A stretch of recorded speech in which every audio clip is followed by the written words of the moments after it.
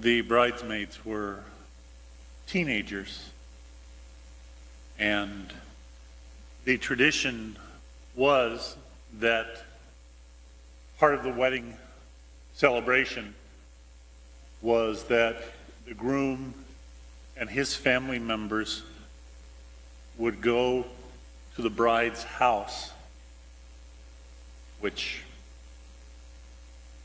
usually was the house of family members. The ideal marriage relationship at that time was that a man would marry his first cousin, his father's brother's daughter. But regardless, he and his family would go to her house, get her things, and basically they were moving her into his house, which may very well have been his father's house as well. So the young women, the teenagers who were supposed to greet them,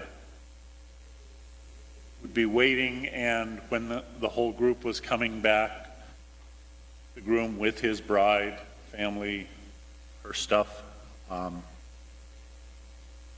it was just a little bit of stuff back then. Granted, if we were to do that today, you better have a big family to help you with all her stuff. Stop it. But anyway, the maidens would then process. Everyone would go into the wedding celebration, and the door would be closed, and the girls were, there to celebrate with them. 5 were wise, 5 were foolish. Well, maybe. Maybe 5 just were optimistic and assumed that everything would go smoothly, and 5 were pessimistic. Certainly, there were at least 5 of them who didn't care about the whole group. We got ours. It's your fault if you didn't remember. We're not going to give you some of ours. We call them wise in the story.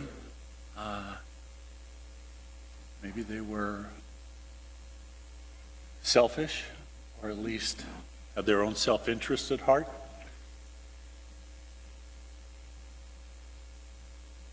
Regardless, stay awake, Jesus says, and yet all 10 of them in the story fell asleep. So it was more a matter of being prepared.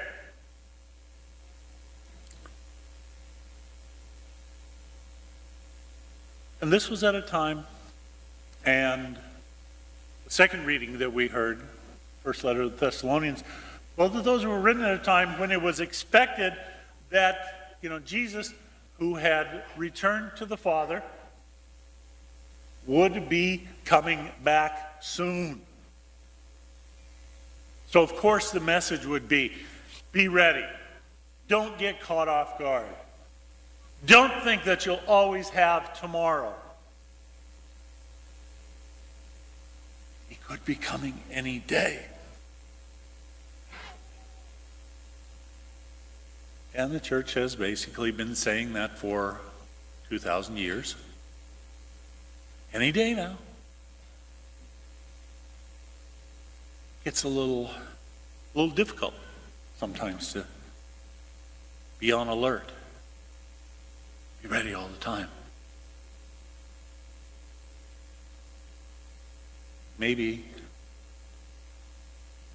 we just have to make sure that when the Master returns,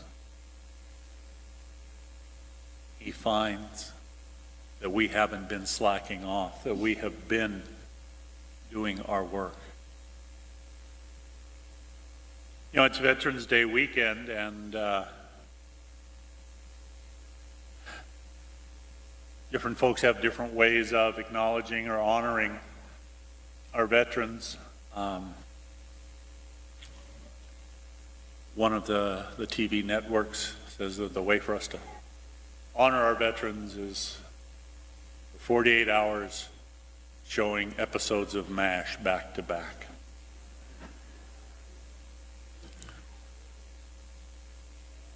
And yet,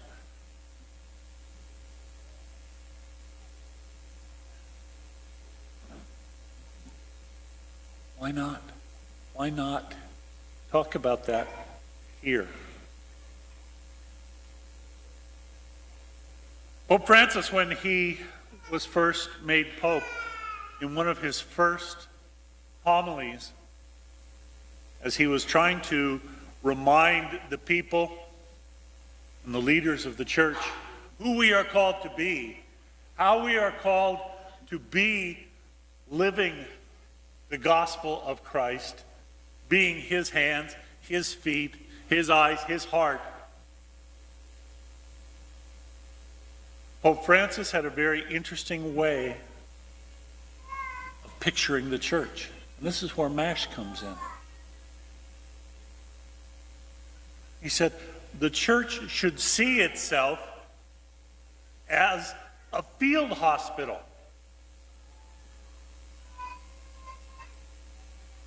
Not as some, palace.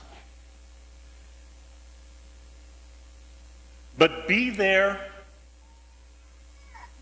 to heal as Jesus healed. To be there for the body of Christ as it comes broken, in need.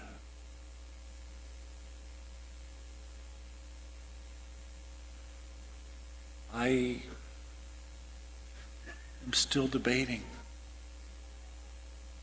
whether to get myself a set of olive drab vestments. It's green, so. But to just have that reminder. And that would change, I think, so much for us. For one thing,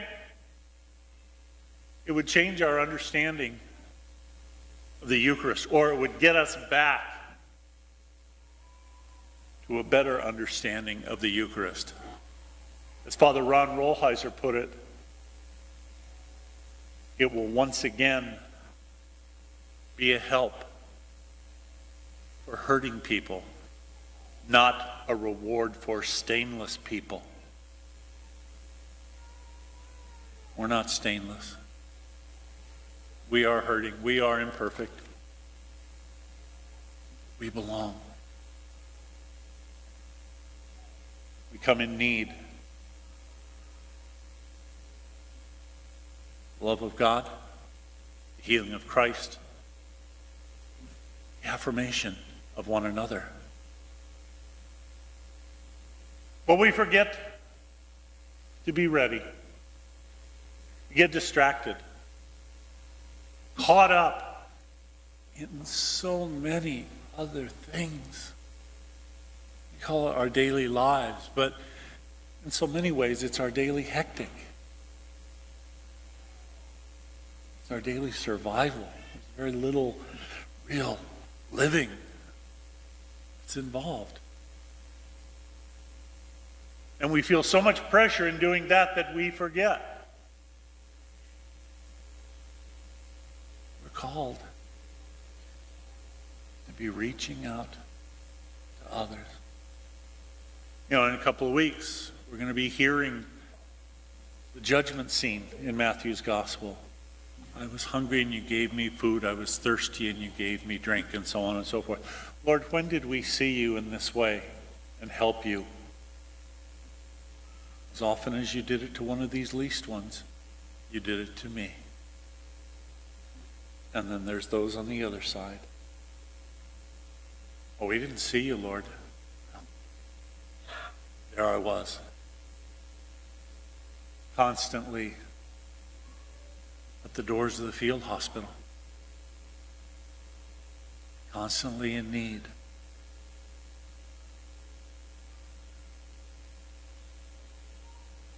Are we going to be caught up in our own stuff like the five virgins who made sure that they had enough oil? Didn't care about the others. Who looked out only for themselves.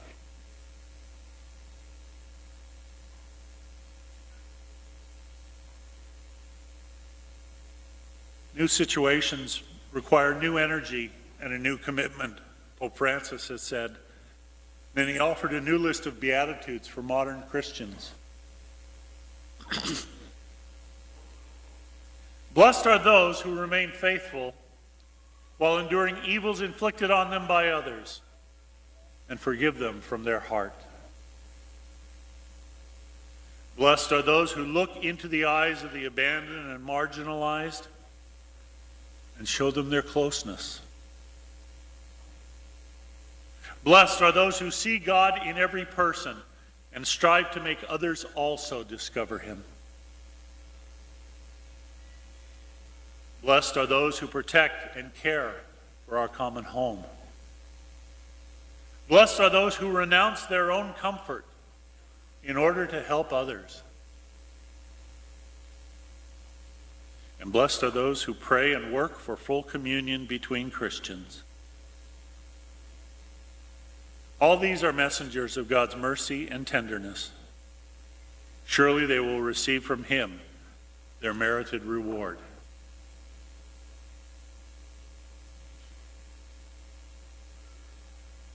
The gospel call continues for us all. Recognizing Christ in one another. That's being alert. That's being ready. That's having wisdom.